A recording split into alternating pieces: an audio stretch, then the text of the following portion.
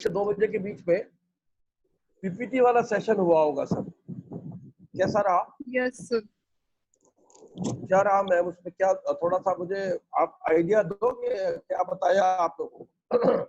किसने लिया था? नित्या ने लिया था कि सुचित्रा मैम ने लिया था? सुचित्रा मैम ने लिया था। सुचित्रा मैम।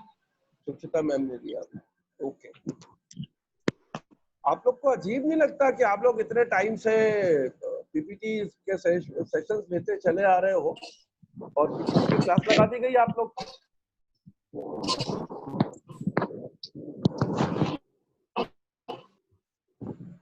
तो थोड़ा सा आप में से कोई आइडिया देगा क्या बताया मैम ने?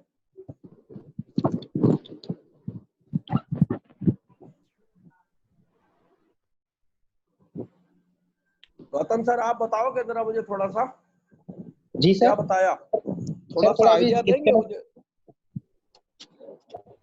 किस रिगार्डिंग सर? मेरा अभी डिस्कनेक्ट हो गया था, मैंने अभी जस्ट लगाया फोन, ईयरफोन लगाया है मैंने। नहीं, वो सुचिता मैम ने 1 से 2 आप लोग का सेशन लिया था ना पीपीटी के ऊपर। Yes sir.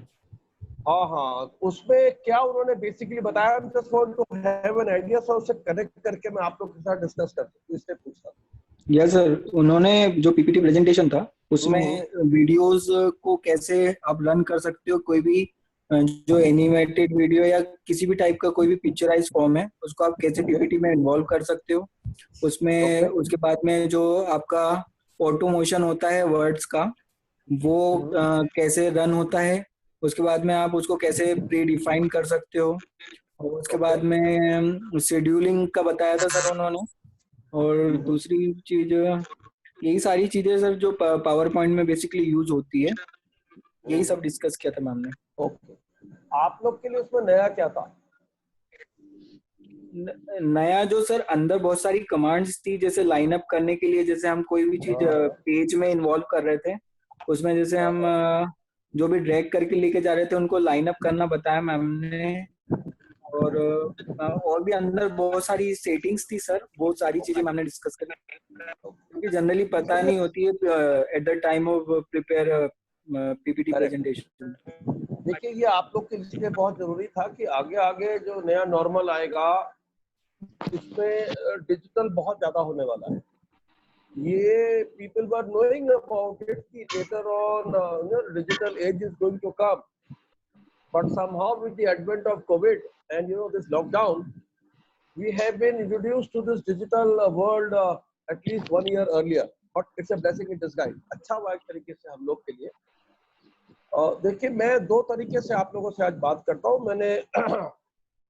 मैंने सर को ऑलरेडी बोल दिया है, ऋषभ सर को, कि जब ये मीटिंग का टाइम खत्म होगा 40 मिनट में, तो वो इसी आईडी पर रीज्वाइन करा देंगे, तो आप लोग रीज्वाइन कर लीजिएगा। मुझे लगता नहीं है कि जो 35-36 मिनट 30 मिनट अपने पास है उस पर कवर हो पाएगा। मैं कोशिश करता हूँ।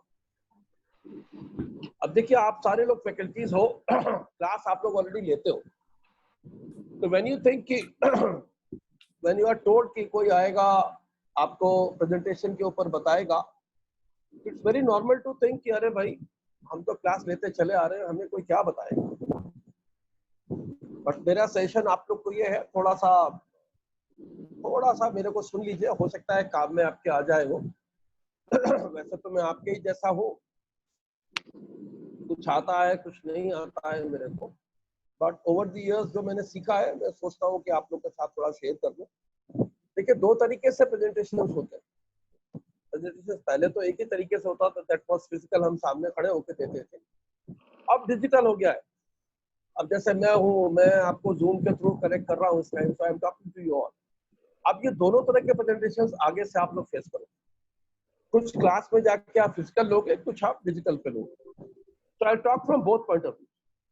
अब देखिए, कुछ बेसिक चीजें ऐसी हैं जो विच विल रिमेन सेम, जो कभी चेंज नहीं होती प्रेजेंटेशन के अंदर। Now the first thing is you need to practise a lot. किसी का पीछे से बड़ा डिस्टर्बेंस आ रही है। एनीवे, आप सारे के सारे एक्सपीरियंस हो। अब आप मेरी बात सुन के चौंक रहे हो गए कि मैं प्रैक्टिस की बात कर रहा हूँ। देखिए, ये ऐसा है कि when you are going to give a presentation through PPT or without PPT, I'm talking both the terms, until unless you rehearse it, आप में से कोई ऐसा है जो किसी प्रेजेंटेशन को देने के पहले उसको रिहर्स करता हो?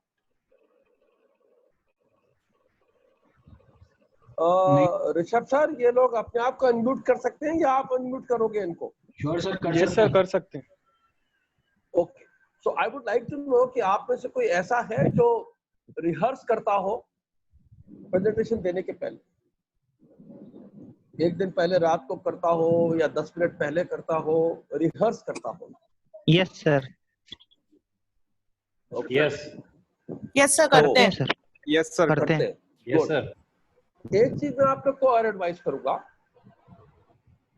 यहाँ से मेरी बात को आप बड़े ध्यान से सुनिएगा। पता नहीं किसी ने आज तक आपको बताई है या नहीं बताई है। माइंड के अंदर आंख बंद करके 5 मिनट के लिए आप लोग बैठिए और एक विजुलाइज करना शुरू करिए। उसको विजुलाइज कीजिए, भले एक दिन पहले रात को करें, और टाइम अगर आपको कम दिया गया है, आधा एक घंटे का नोटिस दिया गया है, तो 5 मिनट पहले रिहर्स करिए आंख बंद करके। स्टार्ट विजुलाइजेशन कि आप अपना प्रेजेंटेशन किस तरह से दोगे। अगर आपको जगह के बारे में पता है, देन यू स्टार्ट विजुलाइजिंग कि वो जगह पे लोग कैसे बैठे होंगे, किस तरह से बैठे होंगे, और आप अपना प्रेजेंटेशन कैसे दे रहे होंगे। साथ के साथ you also need to visualise कि किस तरह के क्वेश्चंस आपसे पूछे जा सकते हैं। क्योंकि एक बात मैं आप लोगों से आज शेयर करता हूँ, ये आपके इंटरव्यूज के अंदर भी काम आएगी, वैसे भी काम में आएगी। Now there is a very old proverb, एक बड़ी पुरानी थ्योरी है, that every question has 4 probable answers within it, 4, and every answer has 4 probable questions within it. ये एक रिडल है, पहेली जिसको बोलते हैं। ये पहेली अगर आपने सॉल्व कर ली तो आप किसी भी प्रेजेंटेशन के अंदर कभी भी मात नहीं खाएंगे। देखिए, दो ही जगह पे मात होती है, या तो आपको आंसर नहीं पता होता या आपको खुद क्वेश्चंस निकालने नहीं पता होता। तो अगर आपको ये पता है कि जो क्वेश्चन मुझसे पूछा जाएगा उसके 4 प्रोबेबल आंसर्स कौन से हो सकते हैं, और जो आंसर मैं दे रहा हूं उसमें से कौन से 4 क्वेश्चंस मुझसे पूछे जा सकते हैं, इसलिए मैं बोल रहा हूँ कि जब आप विजुअलाइजेशन करोगे तो 2-3 चीज का करिएगा कि आप प्रेजेंटेशन किस तरह से दे रहे हो, और अगर ऑडियंस को आप ऑलरेडी जानते हो, स्टूडेंट्स हैं आपके जिनके आप ऑलरेडी क्लास लेते रहे हो, या आपके कलीग्स ही हैं जिनके पास आप पहले भी जाते रहे हो, then you will be knowing their faces also. So start visualising कि कौन कैसे बैठा हुआ है और आप कैसे ले रहे हो। Let me tell you one thing, this will increase the presentation skills by many fold. ये आई डोंट नो आप में से कोई करता है या नहीं करता, इसको आप लोग प्लीज करना शुरू करिए। ये आपके कंसंट्रेशन पावर को बढ़ाएगा, ये आपके कॉन्फिडेंस को बढ़ाएगा, ये बहुत सारी चीजों को बढ़ा देगा। तीसरी चीज जो आप लोग करिए वो ये है, अच्छा एक चीज बताइए, आप में से ऐसे कितने हैं जब आप प्रेजेंटेशन लेने जाते हो या जब आप क्लास में जाते हो तो आपके पेट में बटरफ्लाईज होती है? दैट मींस शुरू के 2-3 मिनट आप थोड़े से अनकंफर्टेबल होते हो, एंजाइटी टाइप की होती है। होता है किसी को आप में से? होता है।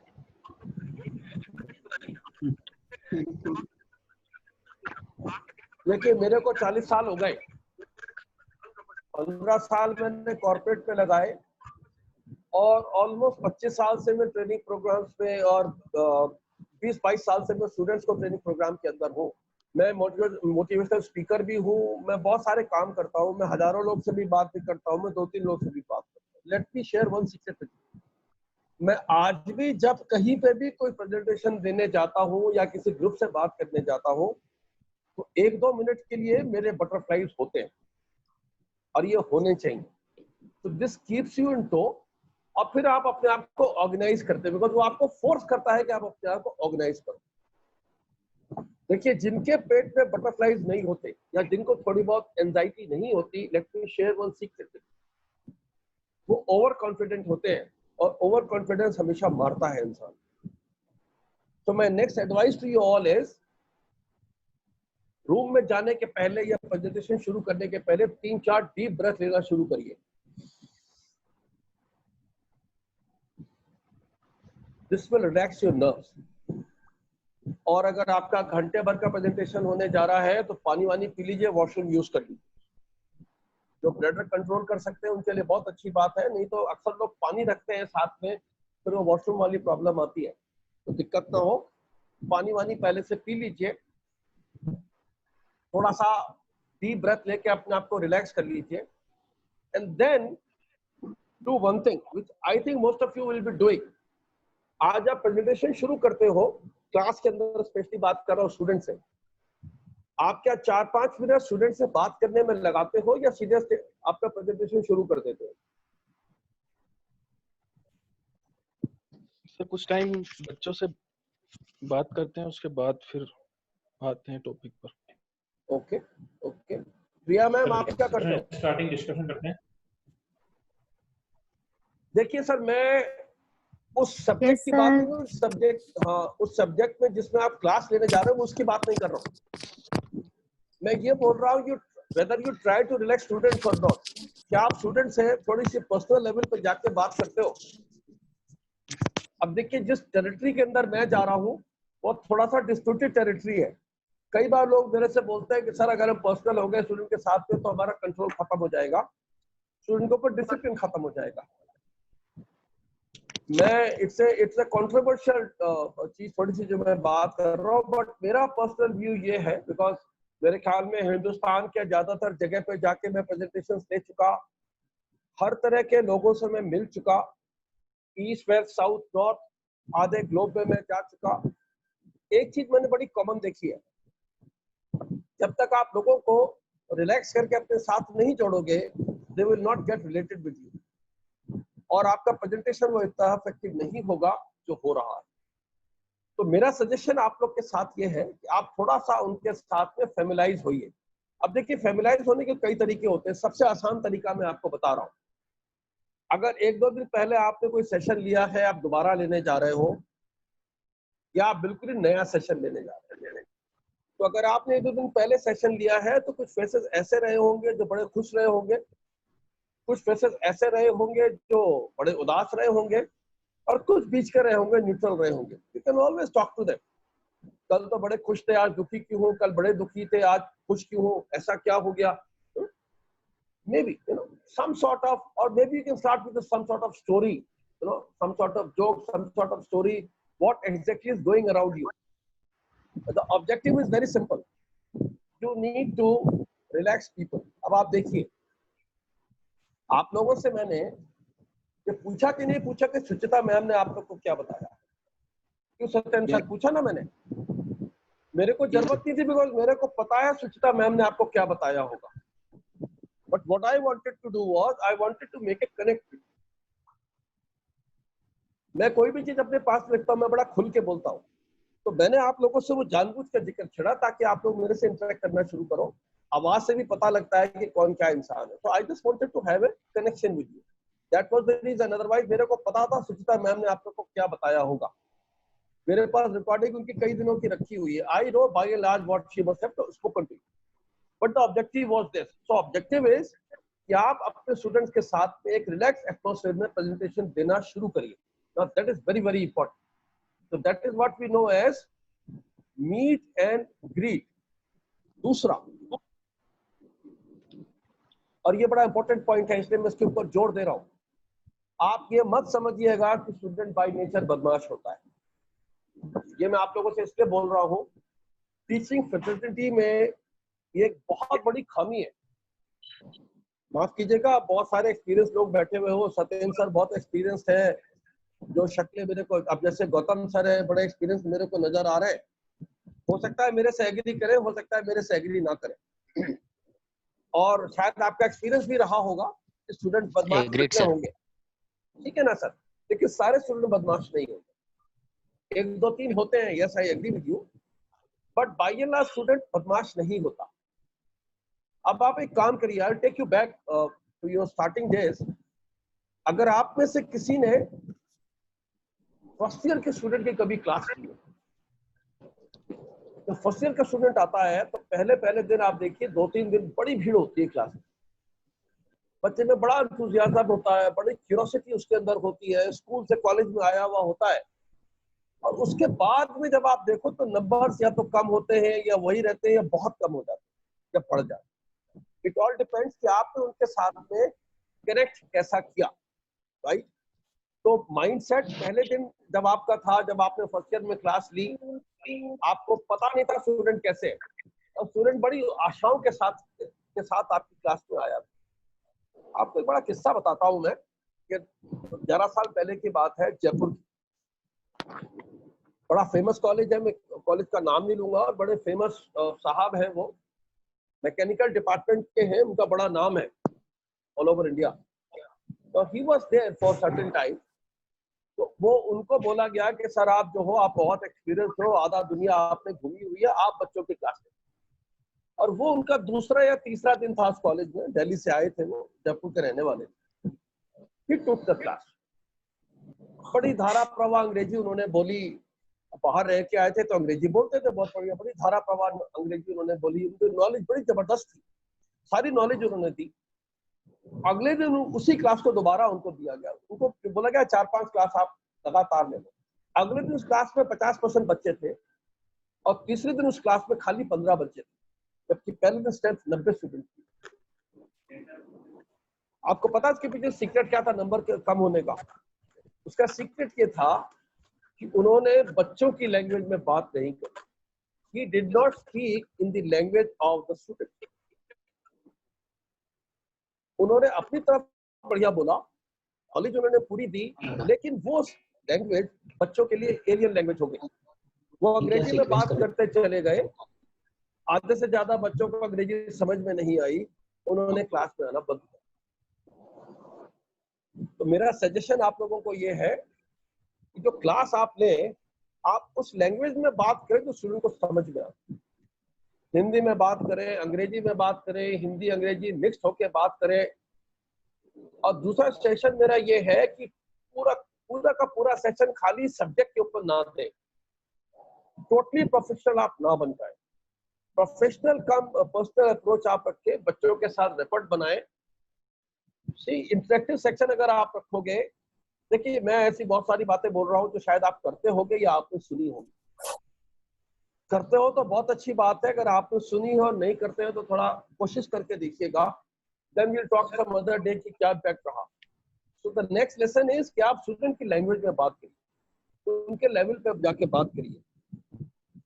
तो देखिए मेरी एज आज की डेट में 60 इयर्स है, ऑफिशियली, अनऑफिशियली में 61 का, बिकॉज बचपन में बड़ा शैतान होता था। तो मेरे फादर ने सोचा कि ये तो लुढ़क जाएगा, बदमाशी बहुत करता है, तो उन्होंने 1 साल कम लिखा दी। इत्तेफाक की बात है कि मैं कभी लुढ़का नहीं, बदमाशी तो मैं करता ही था, बदमाश बहुत था। तो मेरा जो एक्सपीरियंस है वो मेरे को ये बताता है कि जब तक आप स्टूडेंट के लेवल पे जाके बात नहीं करोगे, वो समझते नहीं है। अब मैंने अपनी एज की बात आप लोगों से इसलिए करी कि जब मैं क्लास में जाता हूँ तो मेरे 5-10 मिनट जरूर किसी न किसी के साथ उसकी बॉयफ्रेंड को या उसके गर्लफ्रेंड को लेके बात हो। अब आपको मेरी बात सुन के बड़ा अटपटा लग रहा होगा, but I know one thing, जिस एज में स्टूडेंट गुजर रहे हैं उनका इन्फैचुएशन एज होती है। और जब आप गोल सेटिंग की बात करते हो, लक्ष्य की बात करते हो, तो आप कुछ भी समझा लो उसकी समझ में नहीं आता। लेकिन अगर आप उसको गर्लफ्रेंड या बॉयफ्रेंड से रिलेट करके समझाओगे तो वो सब समझ जाएगा। बिकॉज कहावत है कि प्यार के लिए इंसान सब कुछ करता है, सारे बलिदान देने को तैयार है, सब कुछ करने को तैयार है। महबूबा ने बोल दिया छत पे चढ़ जा तो छत पे चढ़ जाएगा, देवी ने बोल दिया तो दौड़ के चली आ तो दौड़ के चली जाए। So I try to do that. मैं बहुत सारी चीजें करता हूँ, but there is one area which connects student like anything, but yes one has to be careful. मेरी क्लास में डिसिप्लिन होता भी है और नहीं भी होता। People students are very free to discuss with me, but there is a demarcation line, एक लक्ष्मण रेखा है, स्टूडेंट्स को पता है कि वो लाइन क्रॉस नहीं हो सकती। मेरा सजेशन आप देखिए, मैंने तो अपना तरीका आपको बताया, आप अपने अपने तरीके से स्टूडेंट के साथ में कनेक्ट कर सकते हो, राइट। देखिए मेरी तो क्लासेस वैसे भी आजकल कम होती हैं बिकॉज मैं बाकी चीजों में ज्यादा इन्वॉल्व रहता हूँ। मैं तो अपनी तरफ से क्लास लेने के लिए स्टूडेंट के बीच में जाता हूँ, but still I go and discuss with them. मेरा मोटो सिंपल एक ही होता है कि स्टूडेंट के साथ में कनेक्ट करके फिर मैं बात करना शुरू करता हूँ। अच्छा एक चीज बताइए, आप में से कितने लोगों ने कुछ दिनों पहले वो चिन्मयानंद मिशन के स्वामी जी हम लोग के साथ सेज टॉक पे आए थे, नोएडा वाले, आप में से किसी ने उनका सेशन अटेंड किया था?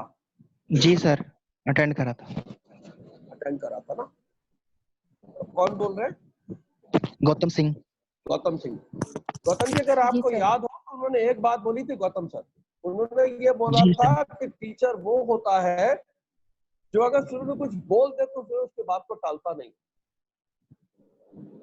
आई होप जी आपको जी याद होगा, ठीक है ना।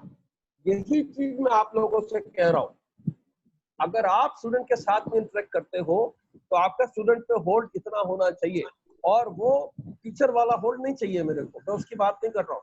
पर्सनल लेवल पे आपका होल्ड इतना होना चाहिए कि जो स्टूडेंट से आप बोल दो स्टूडेंट वो करे, तब आपको प्रेजेंटेशन देने में, क्लास लेने में, उनसे बात करने में मजा आएगा और स्टूडेंट आराम से आपकी बात को समझेगा। नेक्स्ट चीज जो है वो ये है कि आपको अपने आप को अपडेट करना चाहिए। मैं सब्जेक्ट की बात नहीं कर रहा आपसे, सब्जेक्ट में तो आप अपने आप को अपडेट करते ही करते हो, मैं उसकी बात नहीं कर रहा सर। मैं अपडेट करने की बात ये कर रहा हूँ कि पॉलिटिकल लेवल पे, सोशल लेवल पे, हिस्टोरिकल लेवल पे, टेक्निकल लेवल पे क्या क्या हो रहा है। आई डोंट नो आप में से कितने लोगों ने, आपसे कितने लोगों ने ये बात आज तक करी है या नहीं करी है। अगर आप अपने आप को अपडेट रखोगे उसका सबसे बड़ा फायदा ये है, स्टूडेंट से ओपन अप, स्टूडेंट आपसे बात करनी शुरू कर देंगे। उनके दिमाग से ये हट जाएगा कि पकाने आ गया, अब तो देखो आएगा और आएगा या आएगी, शुरू हो जाएंगे, गड़गड़ बड़बड़ करेंगे, हमको बताएंगे और चले जाएंगे।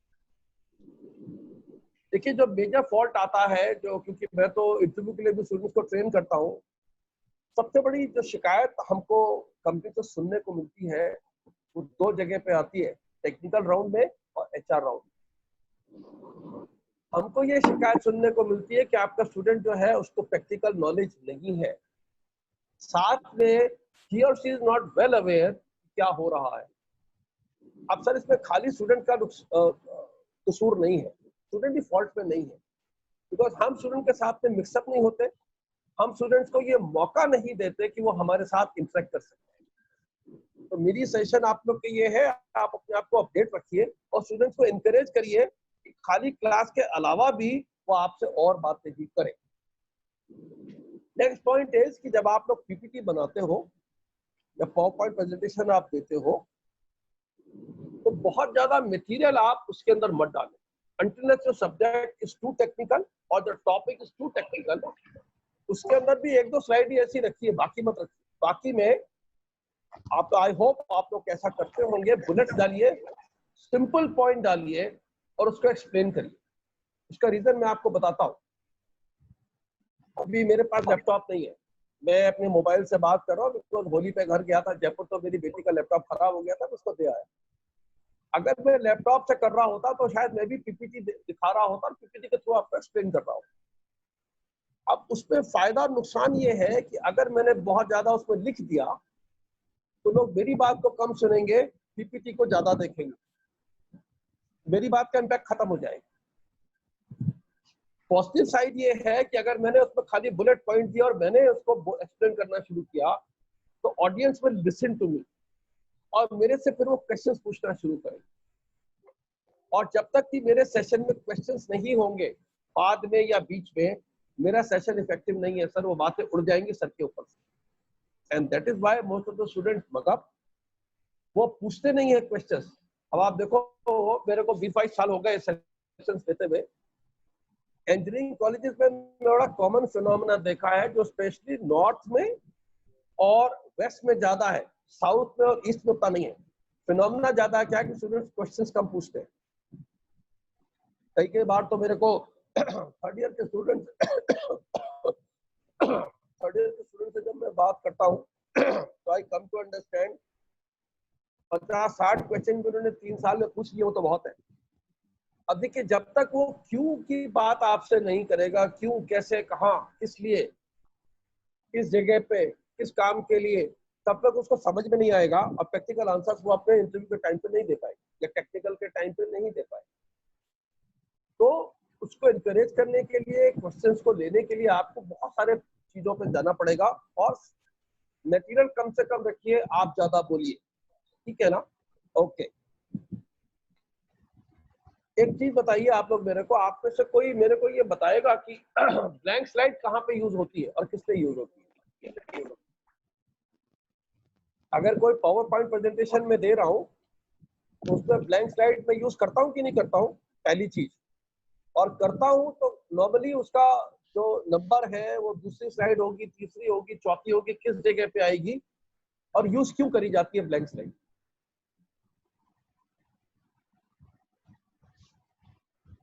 No idea sir. No idea. तो आप में से कोई यूज करता है ब्लैंक स्लाइड्स को? कभी यूज करी है? किसी ने बताया है आप लोग को कि ब्लैंक स्लाइड क्या होती है, क्यों यूज करी जाती है?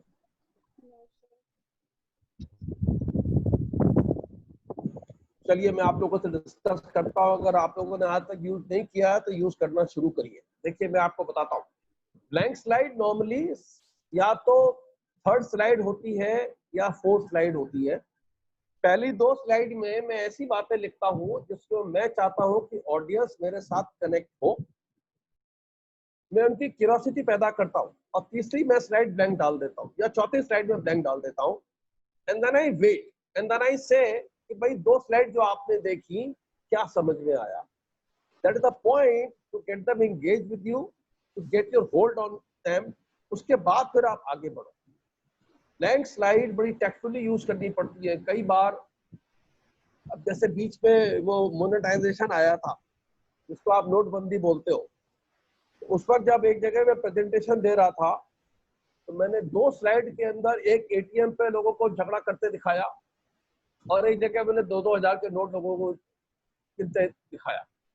फिर मैंने बंद कर दिया, मैंने ब्लैंक स्लाइड दे दी। मैंने उनसे पूछा कि अच्छा आप मुझे बताओ मैं क्या बात करना चाहता हूँ। किसी ने कुछ बोला, किसी ने कुछ बोला।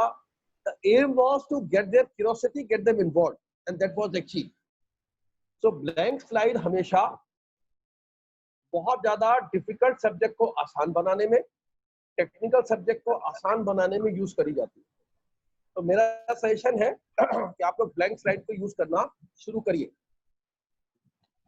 एक बड़ी खास चीज है जो मैं आप लोगों से डिस्कस करना चाह रहा हूँ, वो आपको लाइफ में भी काम आएगा। एक बड़ा फिनोमेना होता है सर, हम टीचर्स के साथ में या फैकल्टीज कह लीजिए आप या एजुकेशनिस्ट कह लीजिए आप, हम लोग क्लास में एक्सेप्ट करना नहीं चाहते कि मेरे को आता नहीं। मैं आपसे इंडिविजुअल क्वेश्चंस नहीं पूछूंगा, इट्स अ टची सब्जेक्ट, बट मेरा जो ऑब्जर्वेशन है पिछले 22 साल का फैकल्टीज का, क्लास के अंदर अगर किसी ने कुछ क्वेश्चन पूछ लिया और वो अगर मेरे को नहीं आता है तो नॉर्मली मैं बोलता नहीं हूँ कि मेरे को नहीं आता है। मैं उसको अपने हिसाब से टैकल करता हूँ। या तो बोल दूंगा तुम गलत टाइम पे क्वेश्चन पूछ रहे हो, ये कोई क्वेश्चन है पूछने का, बाद में पूछ लेना, बीच में फ्लो डिस्टर्ब मत करो। मेरा सजेशन आप लोग को बिल्कुल अलग है। मेरा सजेशन आप लोग को ये है कि आप बोलिए आपको नहीं आता। अब आप बड़े ध्यान से सुनिएगा, हो सकता है आप कुछ की ईगो भी हर्ट हो रही है उस टाइम कि मैं क्या सिखा रहा हूँ, मैं क्या बोल रहा हूँ। जो मैं आपको बोल रहा हूँ बहुत रिलेवेंट है, वो आपकी लाइफ में भी काम आएगा। आप स्टूडेंट को बोलिए आपको नहीं आता। इस आप कह सकते हैं क्वेश्चन का आंसर मेरे पास बेटा अभी नहीं है, और उनका नाम लेके आप बोल सकते हो कि मेरे पास नहीं है, मैं कल या परसों में आपको आंसर दूंगा या दूंगी। That is first step.